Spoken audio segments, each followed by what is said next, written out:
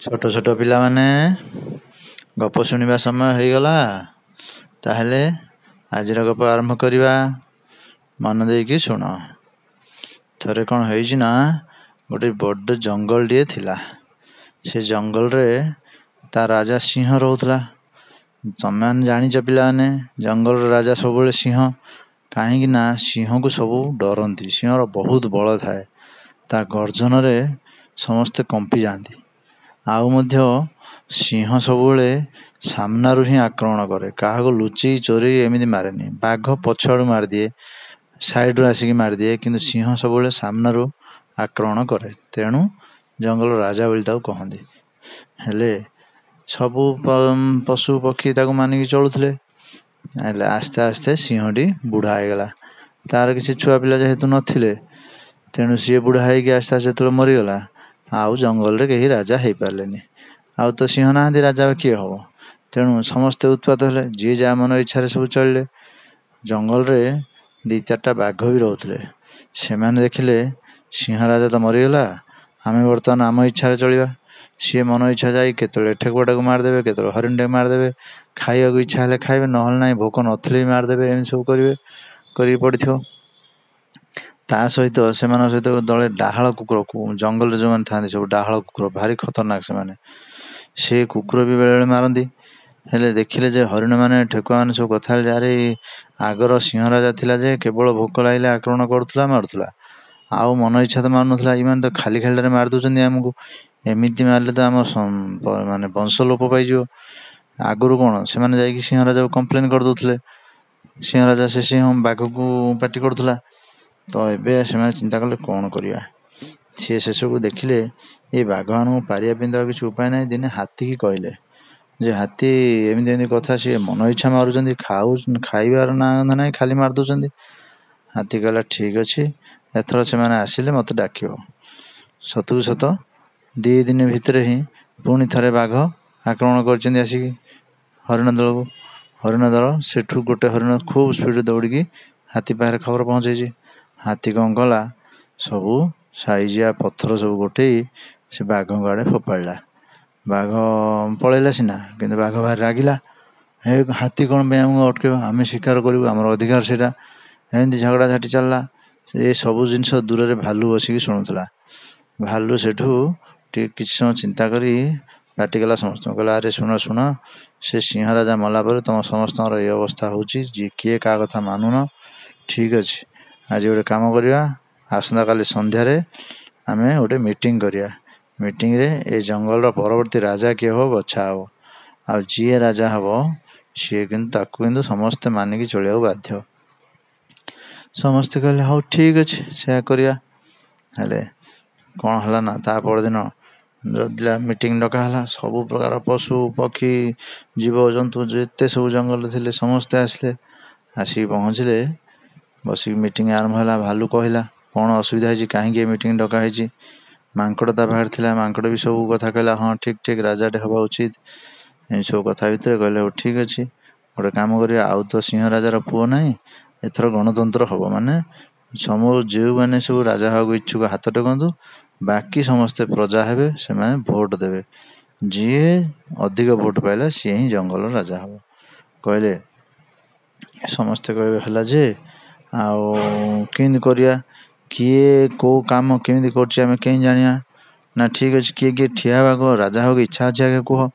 କହିଲେ, ବାଘ ହାତ ଟେକିଲା, ମୁଁ ରାଜା ହେବି। ହାତୀ ହାତ ମାନେ ଗୋଡ଼ ଗୋଟେ ଟେକନ୍ତି ସବୁ, ଆଉ ମୁଁ ରାଜା ହେବି। ହାତୀ ବି କହିଲା ସେମିତି। ମାଙ୍କଡ଼ ବି କହିଲା, ମୁଁ ବି ରାଜା ହେବି।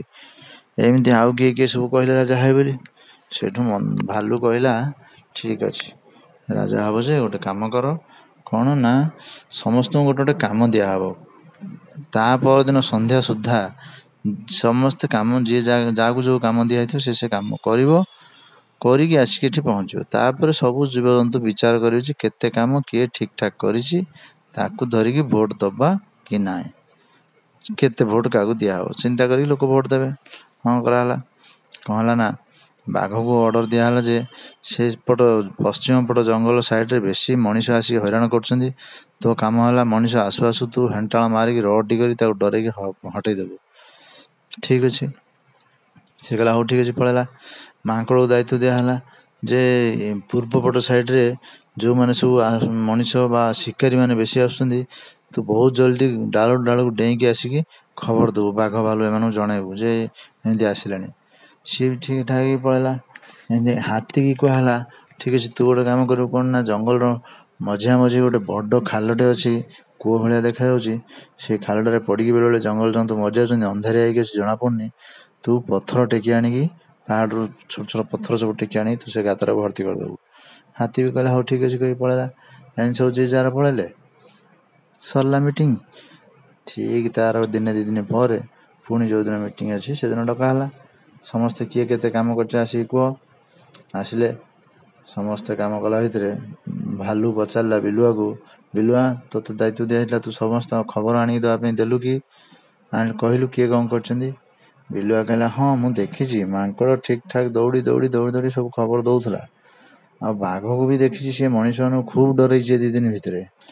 ଆଉ ହାତୀ କିନ୍ତୁ ପଥର କାହିଁ ସେ ଖାଲ ତ ଯେମିତି ସେମିତି ଅଛି, କାହିଁ ଖାଲ ଭର୍ତ୍ତି ହେଇନି। ନା ଆଚ୍ଛା, ତାମାନେ ହାତୀ କିଛି କାମ କରେନି। ହଉ ଠିକ୍ ଅଛି। ଆଉ କିଏ କ'ଣ? ନା ନାଇଁ ବାକି ସବୁ ଠିକ୍ ଠାକ୍ ଅଛି। ଠିକ୍ ଅଛି, ଏଥର ଭୋଟିଂ କରାହେବ। ଭୋଟିଂ କରାହେଲା।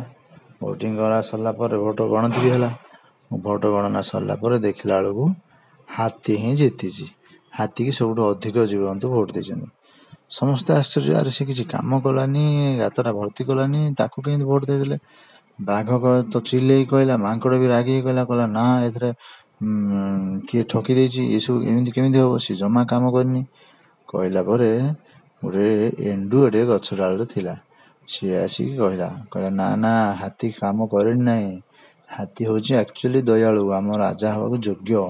ନା କେମିତି? ତୁ କେମିତି ଜାଣିଲୁ ସେ ଯୋଗ୍ୟ ବୋଲି? ନା ଆରେ ହାତୀ ପାହାଡ଼ରୁ ସବୁ ପଥର ଟେକିକି ଆଣିଛି।